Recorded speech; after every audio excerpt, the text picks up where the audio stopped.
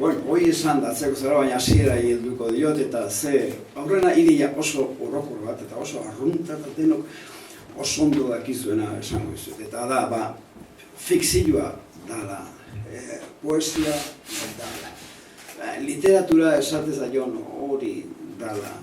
Beti tensio batian ernetzen da. Eta tensio hori da, alde batea, esango nuke, alderik orokorrena, esango nuke bizitza. Hori da, poesia, fikzioa, literatura, bizitzaz da azken batian. Eta ez da, edonuneko bizitzaz oroar da, hori da, alde orokorra.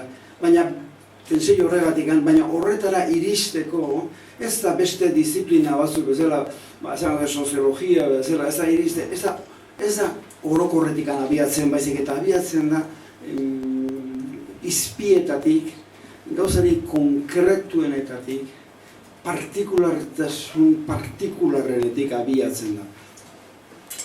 Berriro diot, ideia arrunta da, deno dakizue.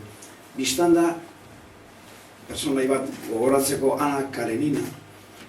Ana Karenina da Andrei buruz eta Andrei bizitzari buruz eta dauka alde orokor hori, baina aldi berian Tolstoi berak inguruan ezagututako Andre jakin bat, Andre konkretu bat zuen oinarri eta handikan abiatuta. Gauza bera bat, esan dut, tarteak tarte, gauza bera egin izan dunik nire liburuetan. Asmoa denona bezala, nik uste idazle guztiona bezala, bizitzaz hitz egitea zan, bizitzaz eta bizitzaren gorabera guztiez hitz egitea zan, baina horretarakoen naukan, inolako tresna berezirik bakarrik neukan, ni neuk ezagututakoa.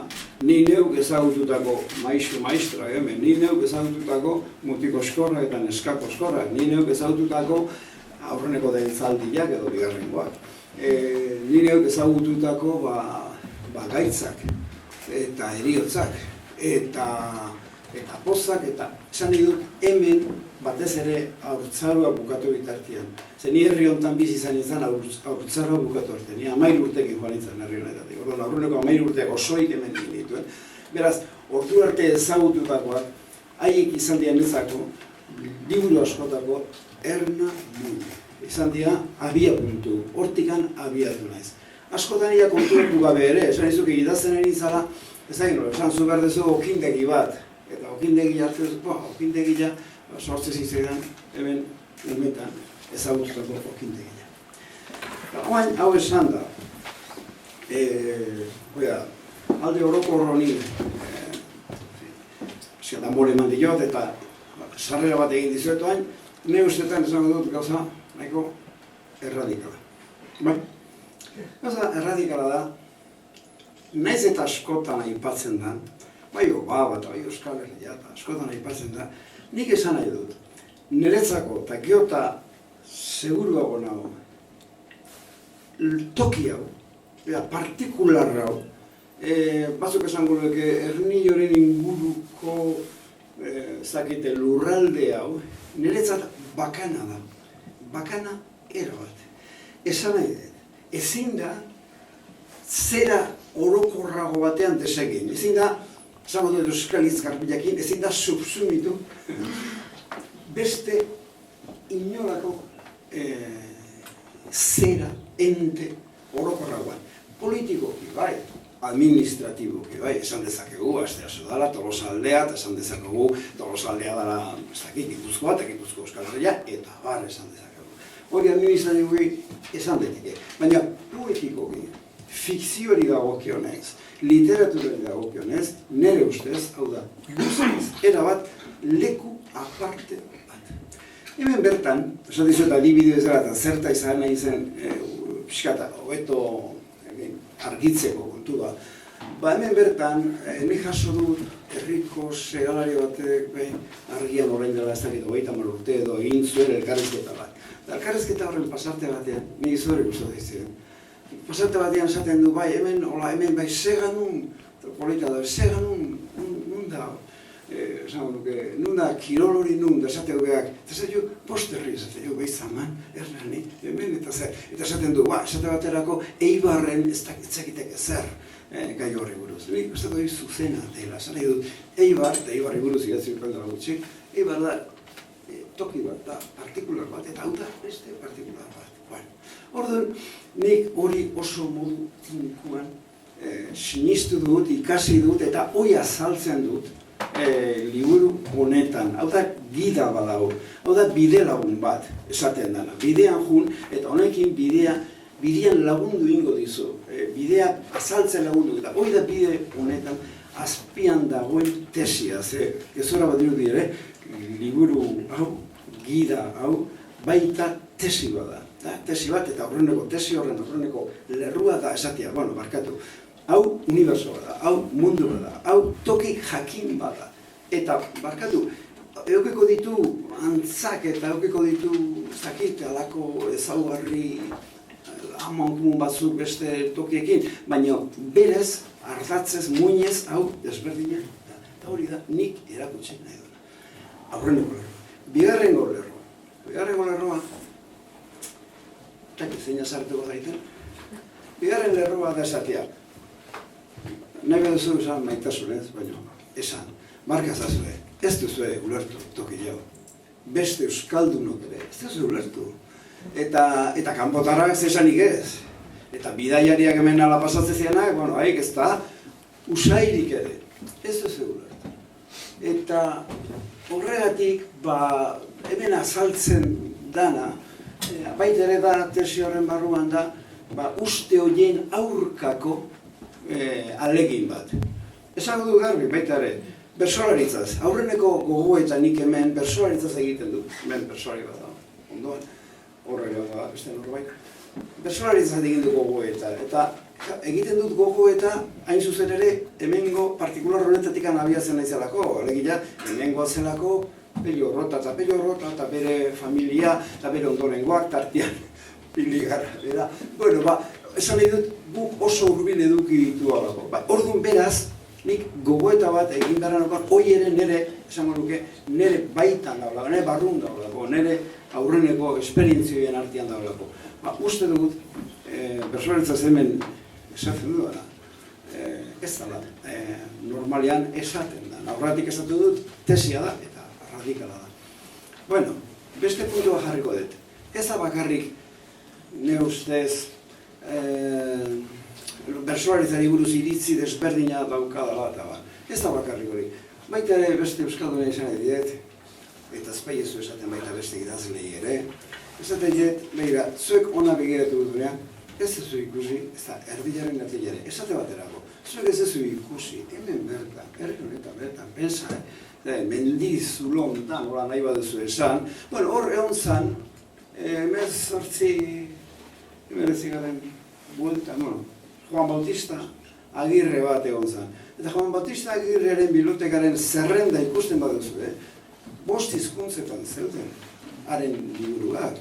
Eta antzeon esate baterako Don Quijote bat, 7 tomotan eta bat. Beraz, hori estereotipoan, euskaldunak eta daukaten estereotipoan leku oiei buruz, kasu honetan Ernio buelta honi buruz, ez da hor irudi hortan sartzen, persona bat, oin dela 200 urte, zen bat, hor daukana, hori liburu bat latinez, beste bat frantsesez, beste bat ez dakit italieraz, beste bat, ez da sartzen hori, ez da horako personairik sartzen, eta hori izan da, esadako, obabako ere izateko ipui baten, izan da nire aleginetako bat, barkatu, holakoa zan bizitza.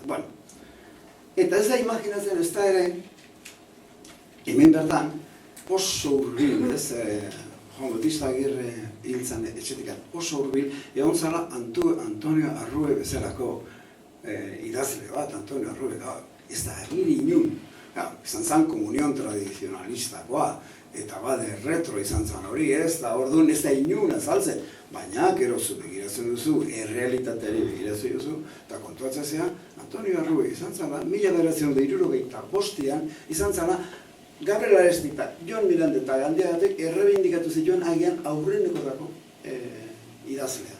Beak hartu zuen Arestiren eta nireitaren etxea defendituko dut, hartu zuen Miranderen Meskatxak izeneko poema eta Bilbon errezitatu ditu. 1975 gainera euskera zeitzuzun. Oso ondo, ustez, gainera Egan aldizkariaren zuzendari bat izan zen, gainera Euskaltzaindiaren antolamentu legal guztia egin zuen. Bueno, eta bere lanak irakurtzen direnean, da horretik, esan behar dut, ez da nik hola jaio nahi zer, esan dugu jakin da jaio nahi zer, beriak edero kontuatu, irakurtzeakoan, bere aipamenak, inditut zerrendatu bere aipamenak, bateko Berlen, besteko Baudelaire, urrena Nietzsche, bueno, ni pensatu dut, hori ere, begiratan, euskaldunak ere, ja kanpotarrak zesanik ez, baina euskaldunak ere begiratu duten horako tokiei, ez dia obartu olako personak egon zitezkenik ere, dana nire helburua izan da, erakustea, hemen nire azaltzea, eta baita zehetxetan jaio zen, eta dana. Bai, kodun ikusten zuen hor dagoela, azkeneko lerroa nire tesian da, bueno, nire ustez, balio poetiko handia daukan zonaldea dau. Gauza asko gertatu dira, gertatu zaizkigu, aldaketa handiak egon dira, eta etxe batean izan ziteken herri apustu bat sekulako ez beharra ekarri izuna etxe horretara, eta alboan egon ziteken etako militantea zen mutil bat, eta holako mundu sendo, nahi bat zuen nahaztu bat izan zen, eta horrek, uste dut, askotan ez, poesia eta egoera, zango nuke, zailak oso lotuta daude, eta alde horretatik nik uste dut leku honek oso balio poetiko handia duela, eta kabaigian urtetan zuela, ez?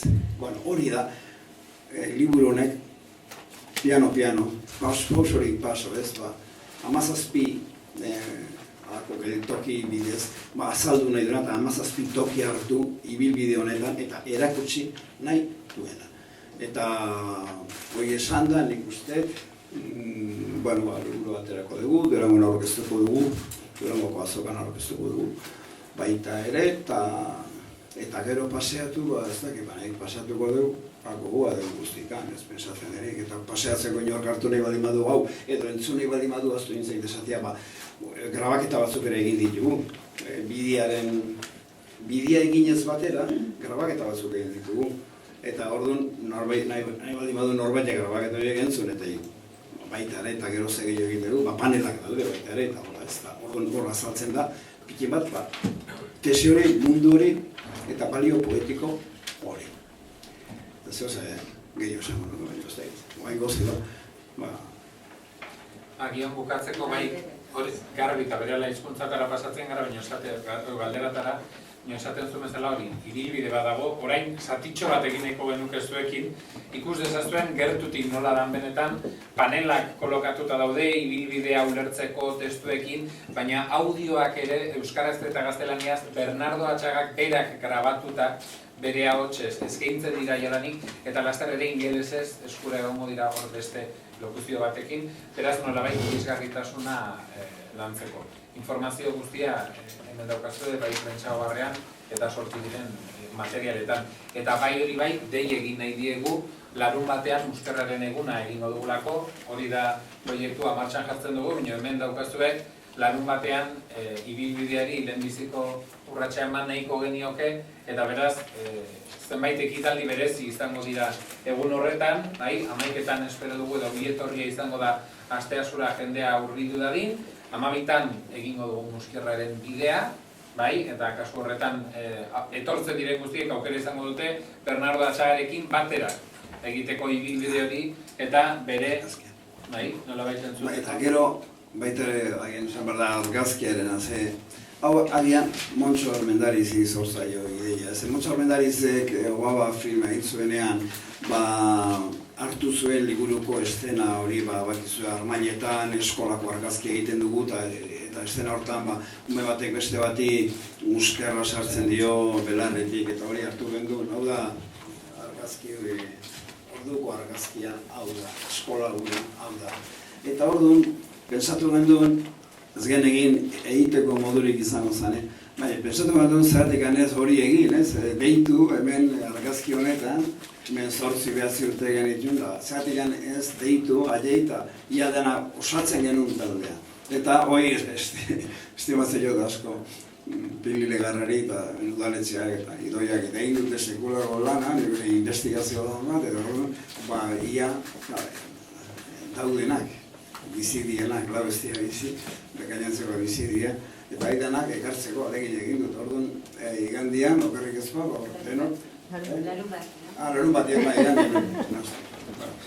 Egunak egin dabiltzen ez. Larun batean hor, egin dugu argazkia eta kokatuko gara orduko lekuetan eta hori nik uste horrek bat dula lako. Ariaren segidantz, ari ez da erabat hausi.